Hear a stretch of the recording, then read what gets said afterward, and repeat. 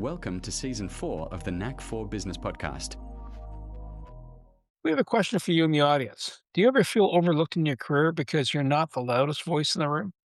That's exactly what Greg will tackle in this episode. He'll share how introverts can step into leadership, communicate with confidence, and grow their careers without faking extroversion. If you've been waiting for permission to lead authentically, this conversation will show you the tools to do it and why your voice matters now more than ever. Our guest is Greg Weinger from Sheer ID. Greg is the host of the Powerful Introvert podcast, where he helps quiet leaders unlock confidence, strengthen communication, and grow their careers without pretending to be extroverts. Drawing on years of coaching, research, and conversations with leaders, he equips introverts with practical tools to thrive in leadership, close the income gap, and make their voices heard. As an introvert himself, Greg proves to you don't have to be the loudest in the room to make a lasting impact. Greg, it's absolute pleasure to have you here. Do you have a favorite quote or saying you'd like to start us off with, sir? Sure. Stephen Hawking likes to say that quiet people have the loudest minds. This is true, but especially when you're making a nuke, that's pretty loud. That's quite the sunshine. What made you realize being an introvert could be a strength and not a setback? Like, what was the trigger event for you? How did that come about? Well, I have a particularly hard head. And so I spent the majority of my career um, in denial, ignoring all signs, basically pretending that I was an extrovert because I had this idea in my head that in order to be a leader, you had to be an extrovert. And so I wanted to be a leader. So I did everything in my power. I would take the tests, they give you like the DISC and the Myers-Briggs. And the first time around I got this result, it said, like, what's I? Like this introvert. And I started looking into it and I was like, well, this seems bad. And so the next time that I had to take a test, I looked at the answers and I was like, okay, well, this is the answer an extrovert would give. So I faked all the results so nobody would know. I developed ways. I had feedback early on, well, you're the leader, you have to speak out and stand up and, beat your chest and, promote yourself, all these things. And so, I kind of forced myself to do these things. Uh, and this worked, eventually, worked in my own way. I came up with other ways of doing things, but it wasn't until I was a senior leader reporting to a CEO on an executive team. And I started struggling because everything in my career, I was a good student, I was a old nerd. Like, if I could study for the test, this was a test I couldn't study for. I couldn't study my way out of it. But I had some help, an amazing executive coach, and he really helped me understand myself and gave me tools to deal with some of the most chaotic situations that I could encounter. So I get on the other side of all this, and have all the tools to work at this level. And then only then I came across this book. It was by Susan Cain, Cain. It's called Quiet: The Power of Introverts in a World That Can't Stop Talking. This book came out in 2012, and it changed my life. So I can tell you all the reasons why, and I'm not alone in this. So this book has sold millions of copies. She has a TED Talk. It's amazing. Millions of people have watched it. And I hear this consistently. So I have a podcast, the Powerful Introvert podcast you heard. And I talk to introverted leaders and speakers and people like this. And it's fairly common that reading that book transformed those people's lives because it gave them an understanding, almost like an operating manual. You're different. That's okay. And introverted people are super successful. Many, many, many are, but they're doing it differently. So that's the turning point. Wow. For me, it was I had to give a presentation on nonviolent crisis intervention to nursing staff and orderlies. You make or break pretty quick due to the crowd response. It's improv large. I love it when people find beneath their skin where it works for them and they don't take someone else's labels as gospel and they grow with it. So, congratulations. Yeah. Thank you. I've also been told they've done some studies and there's some people that fall happily in the middle that are introverted when appropriate and extroverted when appropriate, and then shame us both. Have you heard any of that? Absolutely. So, I mean, there is a term, there's introverts, extroverts. Sometimes the people who fall in the middle are referred to as ambivert. It's a continuum. So everybody's going to have, and no extrovert. I talked to plenty of extroverts who say, sometimes I just need a day alone. Like I just need to spend time in my head and like, and does this mean I'm an introvert? And I was like, no, we all share some of these qualities to ourselves, and it's just in different degrees. And so it's really awareness about what are you feeling, what are you needing in the moment that's important. And so I kind of go to some of the definitions of introversion, and we're talking about general tendencies, like no one is wired all one way. Well, yeah, so you're pure. You said earlier you're an extrovert, right? Introverts fear you. They shouldn't. Introverts are people we just tend to think first. Where does your energy flow? It's going inward. I'm feeling my feelings and I go into my thoughts. I'm thinking first and figuring it out. And then I'm gonna say what I think. I'm coming out with what I say. But extroverts, they speak in order to think. They're thinking aloud more typically. You're emoting, you're reacting to people in the world, and it's just that's how you experience yourself. So is it inward or outward? It's kind of simple when you put it that way. But one of the keys that I learned, and this is in that book, is that these tendencies are hardwired. And so it was very pointless for me to try to change them. You know, like these are things that are just you gotta accept, look at how you are and accept that. But what's another super important point in the book is that this is different from shyness. So shyness is fear. Everybody experiences fear. Everybody experiences, you know, some people don't experience social anxiety, which is, kind of a fear. But we all experience fear of one kind or another. And fear is something that no matter who you are, it can be overcome. There are all kinds of techniques, progressive exposure. You try something, you gradually get used to it. There's all kinds of great ways to overcome fear. So you can overcome your fear of public speaking if you're an introvert or an extrovert. You can overcome shyness in parties, things like that, networking events, all these things that we think of, okay, those are introverted activities, these are extroverted activities. It's not the case. It's some people are going to have shyness and that can be overcome. It has nothing to do whether if you're an introvert or not. So, what's the definition of an introvert? And what's the definition of an extrovert? If you're knowing that there's a gradient level, right? So there's Mhm. different shades of it. But what's the absolute introvert and what's the absolute extrovert defined as?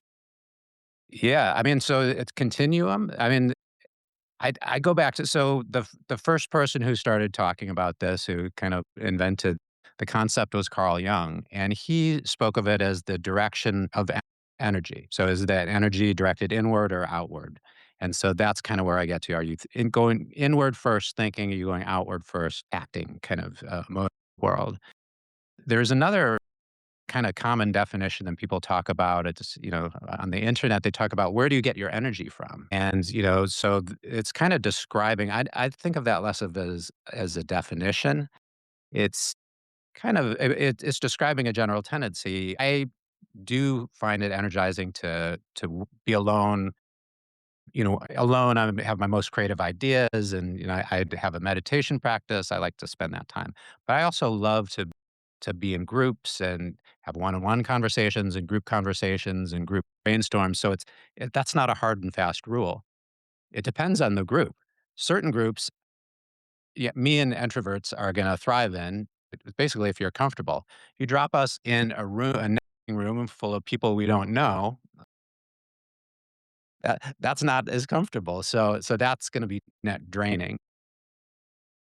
The other reason why introverts get kind of and then contrast that with extroverts. The extrovert goes to the party and, then get more and more excited, more and more energized, and then goes 2 hours, 4 hours, they go to the after party and the bar afterward, like, that's obviously a very energizing situation for many extroverts.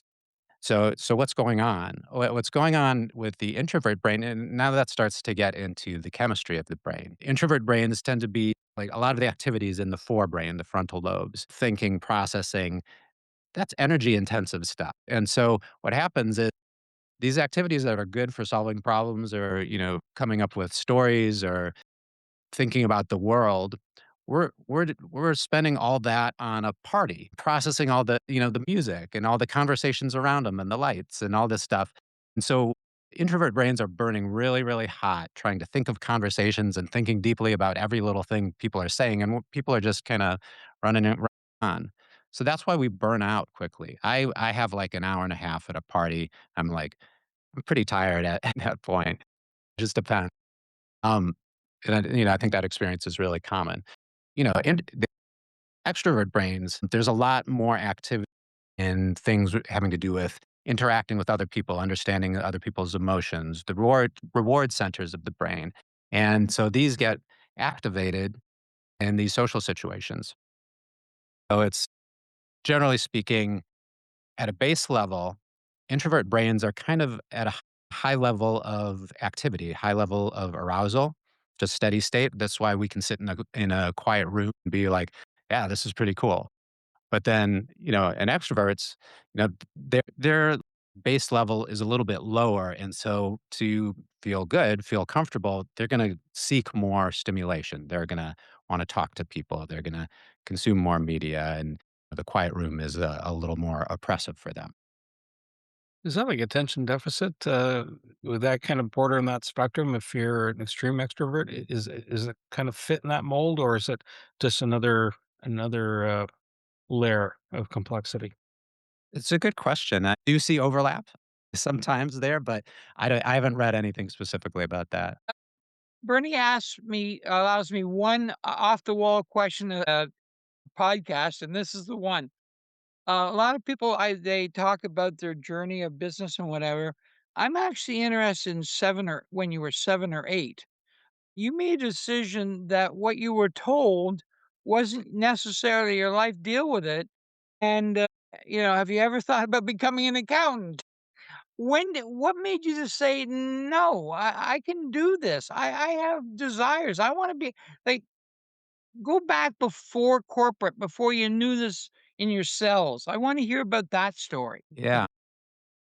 Yeah. Well, I'm trying to think of a point in time. Something in me always knew that the way the world operated, I felt like there was another way. I mean, I think it goes back to seeing movies and media and Wall Street and like you have to be mean, you gotta be a bastard to win and, to dominate and all this stuff, and I think there's just always been something intuitive in me that says, "No, you can be strong, you can guide people, you can be a force in the world, and you don't have to be mean."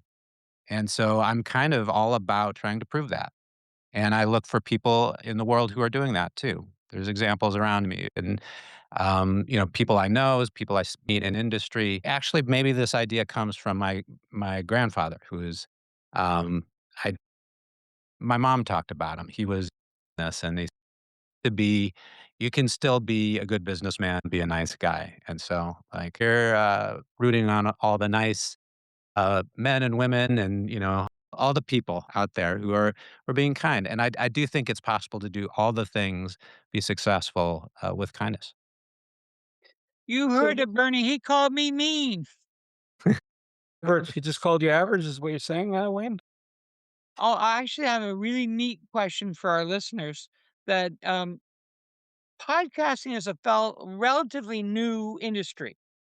I would say most people would say it's roughly 10 years old. How did you go from I'm doing this and I've written about this and I want to talk about this to others want to hear about this? Tell me that I grabbed the mic and posted it story.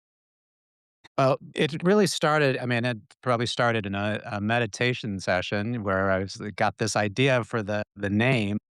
And actually, the name for my podcast, the Powerful Introvert Podcast, comes from a colleague of mine where I heard her describe there was somebody we were working together, and he was reporting to her. He was a quieter individual, and And she said, "Well, I told him you should look and, try to emulate a powerful introvert like Greg." And I was like, "Ooh, I like that." But then that came back to me in that moment, and I had been thinking about purpose. What do I want to give back? What is something that I can do that is meaningful? And it's not that my family and my workplace are not meaningful, but if I wanted to make a bigger contribution, what would it be? And I thought about my younger self. What would I have wanted to hear? What kind of encouragement could have been there for me? And so there was something in me that wanted to reach out to younger aspiring leaders who are maybe considering that on the quieter side, and then what should they hear, because there's a lot more information now than there was starting in 2012. There's just scores of podcasts, books, and I do credit Susan Cain for kind of spawning this, the quiet revolution. I call it that, and you can even look on Google Trends. And I wrote an article about this because I saw this. There's sort of a lower level of interest in search and introversion and extroversion. You know, starting the 2000s when they started tracking this. Now it really ramped up starting in 2012, and that's when these books and there are multiple websites, blogs, kinds of things coming on, some podcasts, starting out even back then. These are people some of them I've interviewed on my podcast. But it wasn't until 2020, around maybe April or May of 2020, where interest in the terms introversion and extroversion absolutely exploded. So, you know what I'm talking about. The pandemic forced a bunch of people to consider, am I an introvert or am I an extrovert? And more importantly, I'm absolutely miserable. What the hell is going on? I'm an extrovert. Versus in my case, I was like, this is amazing. I get to work at home. I get to go out and walk my dog, and I can step immediately out of a meeting into, just you know, to relax or something like this. People found out. A lot of people found out during that time period about if they're an introvert or an extrovert. So in this particular space, if you're, I guess, kind of, if you're the philosopher king or a stoic, would you define them as introverts? And if that's the case, if someone is not sure how to express himself, because the introversion is like, do I say something? How do I say something? How do you get them past that part? So if they're the philosopher king, how do you get them to open up and say, "Hi, give us your share us your wisdom"? Yeah. So I think that a lot of people are more in the camp where they have these thoughts. They're aware that they have wisdom or things that they want to contribute, but they're not sure how to go about it. There's some fears, and so I'm putting myself in my own place and people that I mentor, and there can be a lot of fears and hesitancy to speak up. And these might be meetings, it might be in a group, but usually my advice is to start small. So start in the most comfortable setting. Sometimes someone might be fearful of speaking up in a small group. So find opportunities to speak one on one with something. A lot of introverts have a lot of skill in writing. So use your writing skill to share your thoughts and ideas, share emails, write things down in documents, share things out. If you're not comfortable speaking up in the meeting, circulate something around before you get into the meeting, and then maybe someone else will bring it up. Get an ally, somebody who will bring up your topic or say, "Oh, hey, Wayne, you had this great idea the other day. I, do you want to share a little bit about it?" So that's where someone can get, just the basic level of comfort. And then as people progress, these things are fears again. So with exposure, you gain comfort, you start to build some confidence. And so then you get a more challenging situation. Leading a meeting may sound daunting, but it's actually a fantastic opportunity for an introvert because you're assigned the role. everyone expects you to kick off the meeting and start to guide the conversation and move things along. And so you got a job, you got to do it. And so there's no question about it. You're not going to hold back because, you know, or because you got to do it. So that's another way to develop the skills. And so then it's just looking for opportunities more and more, a little bit bigger audience, maybe a more senior audience, maybe with people you don't know next time. And you just build up and up and up. And very soon you have comfort in all of these situations that seemed almost impossible in the past. One thing that I've been told that I really like is that introverts are not always worse at networking, they just do it differently. And I've talked to extroverts that like working with introverts because they take better notes. Tell me about planning for it to be heard and how you wire it differently than somebody who's just in a circus. Yeah, yeah. And I think you captured it in the word planning. Um, as one bit of advice for extroverts, any situation that you're not sure how it's going to go can benefit from planning. Come up with 3 or 5 bullet points of topics you wanna cover. In a meeting. If you're going into a networking, event, figuring out who it is that in advance that you wanna talk to. What questions do you wanna ask them? What might be some things that you could start out with so, you're not just sitting on the sideline, just thinking in the moment. Because what happens to introvert brains is because you're thinking first, you're not naturally flowing into the situation. So it's very helpful to do some of that thinking in advance.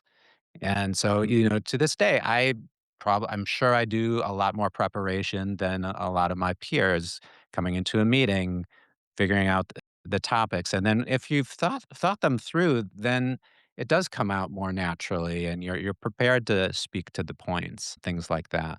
So yeah, preparation number 1. How do you with extroverts, blurting things out is really easy. Like, boom, there it is. And for an introvert, how do you handle getting a word in edgewise or even not standing the ground as in you're contesting wills? But if you're in a debate, how do you come back across? What are the techniques that you can come in so there's good etiquette and you're not hurting anybody's feelings? Yeah, you're talking about a real challenge for introverts, and including myself, this is something I've personally had to work on a lot. And, you know, preparation helps. But so let's say you're going into a situation and I need to explain something to you. I'm going to say, okay, listen, Bernie, I have something really important I want to talk to you about. I might need 2 or 3 minutes. Help me, bear with me. It may take me a minute to get through it, but it's really important. I promise it's going to be good. So you're setting the stage and preparing people. So that's number one thing you can do. Now, I've worked with people who don't like it's not physically in them to give you 2 minutes without blurting in, jumping in, and then it's like, so you gotta hold your ground a little bit. Wait, wait, wait, Bernie, hey, let me speak. I promise you this is good. Wait, we'll come back to that. And then sometimes, like, if it keeps happening, you have to kinda turn up the volume a little bit. You gotta raise your voice, and it's like, "Hey, look, I told you, Bernie, like, please stop interrupting me. Like, I'm going to get through this. We'll get back to your point." So you kinda have to match the energy. And what I found is, like, a lot of introverts are quiet, like, go back to the book, quiet. We're naturally quiet. We're not, you know the boisterous interaction is not the default, and there are a lot of people in the world where that's just how they live. They maybe come from big, loud families, and everybody's like bantering and going back and forth. And so, if that's the room that you're walking into, and you're an introvert, then you might have to match that energy. So you've got to say, like, if I'm gonna be hurt in this situation, like, this isn't ideal, this isn't the best for me, but it's really important for me to get my point across, so I'm gonna have to summon more energy and match it in this situation, and this is where, this is acting extroverted. Well, it's the reality. I have to match that situation I know what I'm doing. I'm doing this consciously, and I know I can do it. I've got the resources to do it. So this is those are going to be some of the more uncomfortable situations you're gonna encounter as an introvert, but that's really the technique. So it's prepare the people, hold the floor. Sometimes you got to, I mean, you've seen presidential debates.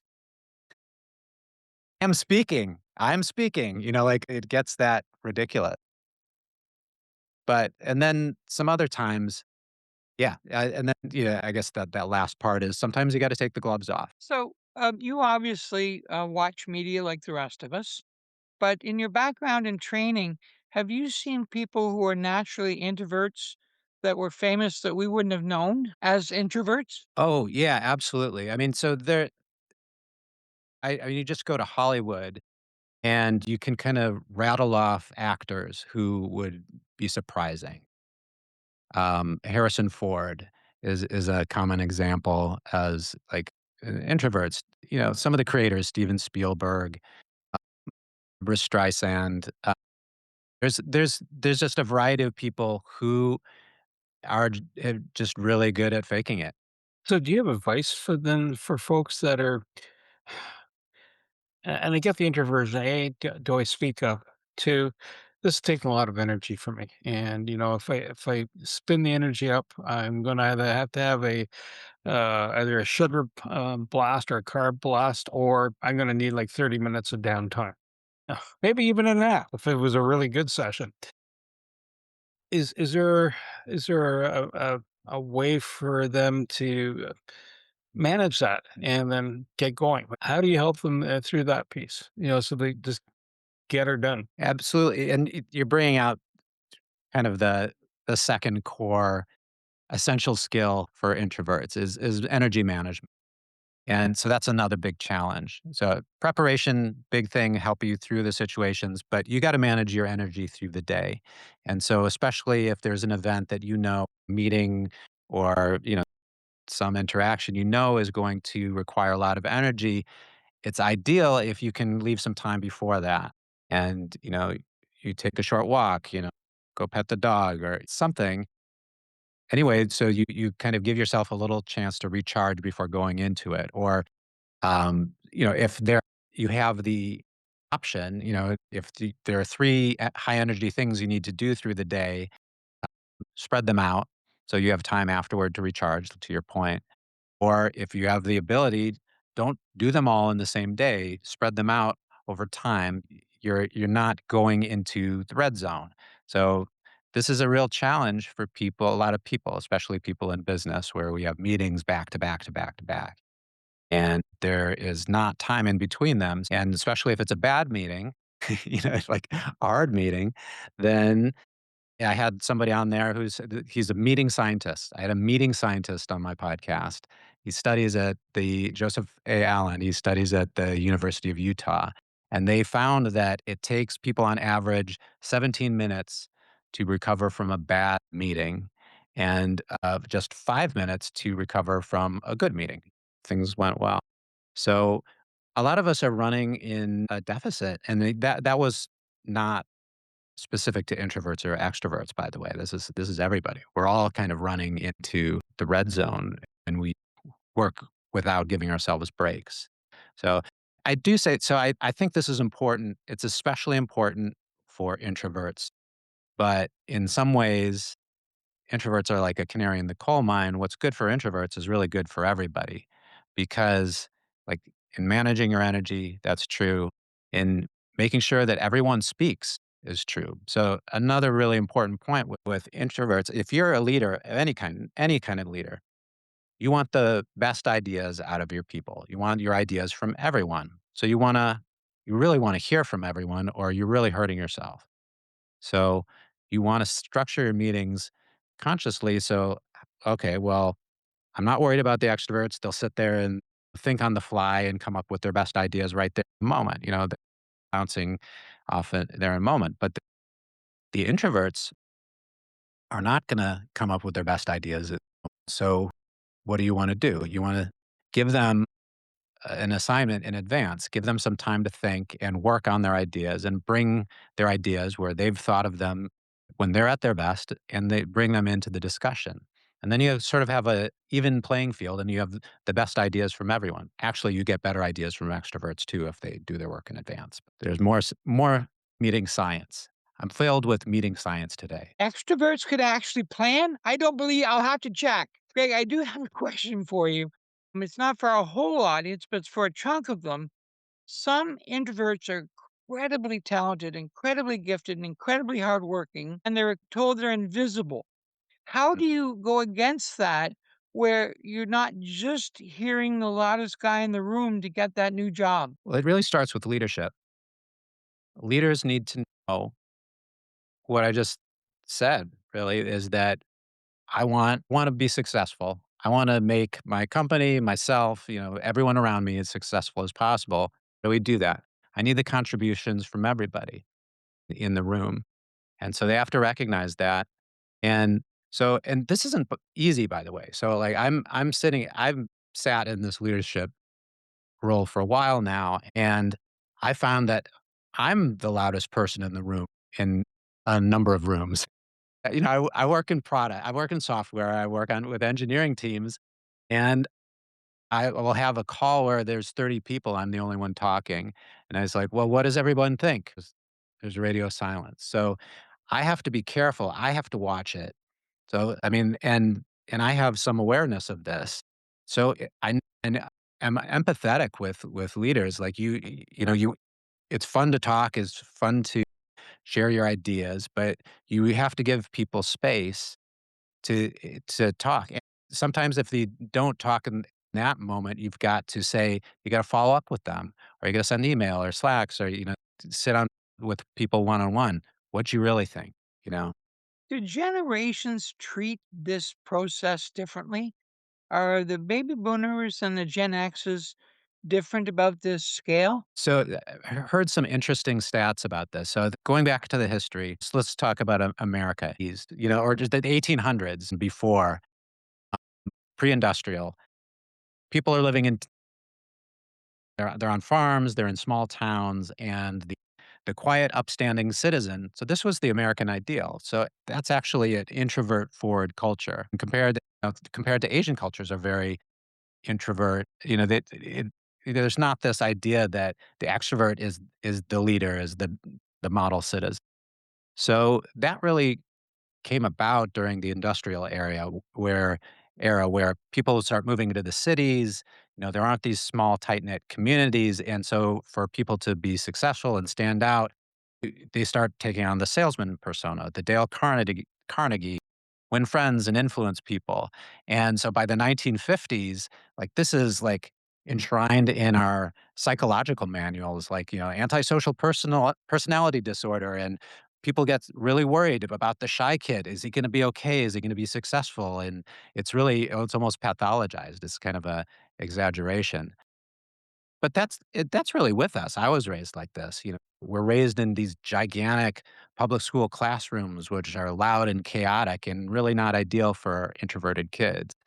So we fast forward to my kids, Gen Z, and I heard some statistics where some of these kids they're going into the college years, and 70% are reporting they're introverted. And these are kids who are raised through lockdowns and completely in social media and reduced exposure to social situations. So I don't know what the truth is.